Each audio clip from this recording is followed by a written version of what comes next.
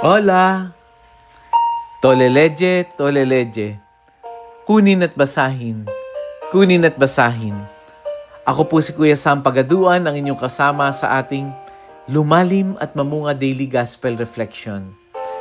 Ngayon ay August 28, 2025. Ang mabuting balita ng Panginoon ayon kay San Mateo, chapter 24, verse 42 to 51.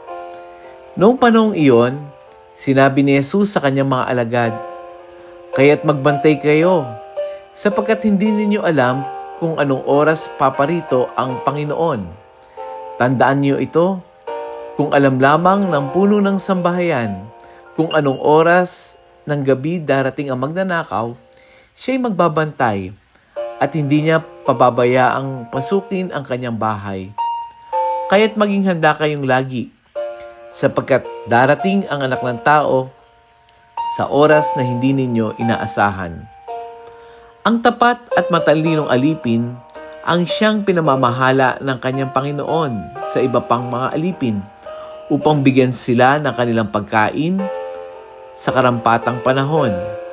Mapalad ang aliping iyon kapag dinatnan siyang gumagawa ng gayon sa pagbabalik ng kanyang Panginoon.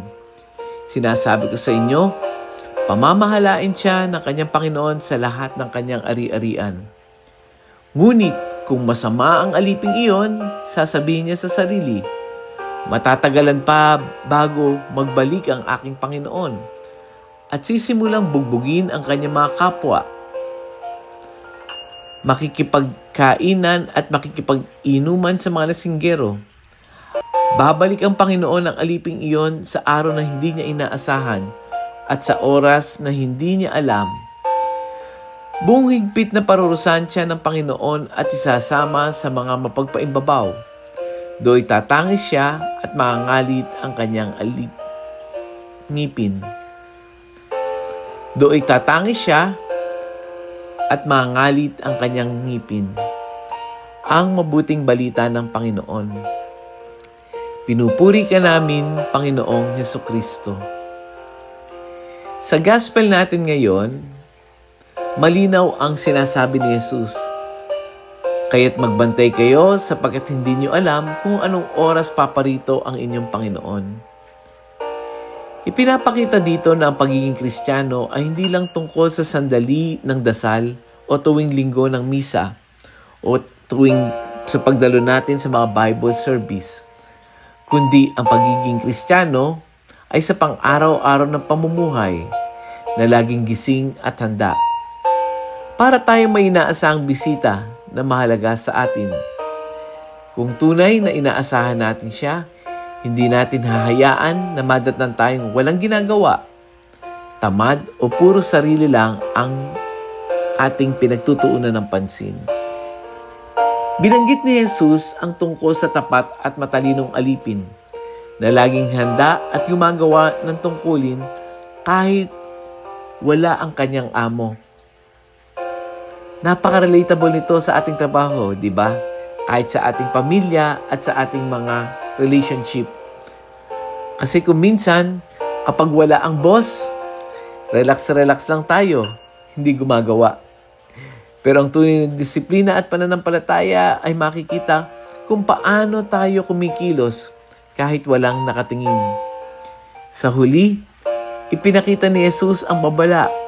Kung hindi tayo handa at pinabayaan natin ang ating pananampalataya, maaring dumating siya ng biglaan at tayo ay mapabilang sa mga hindi handa. Mga kapatid, yung gospel message for today ay malinaw. Huwag tayong mabuhay na parang, "Naku, tomorrow will never die." Sa halip, mamuhay tayo na may pananampalataya at pagkilos na parang darating si Jesus anumang oras. Let us pray. Panginoon, salamat sa paalala mo na laging maging handa. Turuan mo po kami na mabuhay ng tapat at masinop sa maliliit at malalaking bagay. Huwag nawa kaming mahulog sa pagiging pabaya o makasarili. Bigyan mo kami ng puso na laging gising, mapagpakumbaba at handang tanggapin ka anumang oras na ikaw ay dumating. Amen. Mga kapatid, Kung naantig tayo ng salita ng Diyos, inaanyahan ko kayo na i-share natin yung audio gospel reflection natin na ito sa ating mga GC, sa mga kapamilya, mga kaibigan, office mate. Hayaan nating umabot at makapagbigay ng liwanag sa mas marami pang buhay ang gospel. Lagi nating tatandaan, buhay ang salita ng Diyos. Siyempre, huwag na natin kalimutang i-follow ang ating mga social media accounts para mas marami pa tayong mapagsaluhang pagdinilay at mabuting balita. Muli, ako po si Kuya Sam Pagaduan, laging nagpapaalala, halina, tayo ay lumalim at mamunga.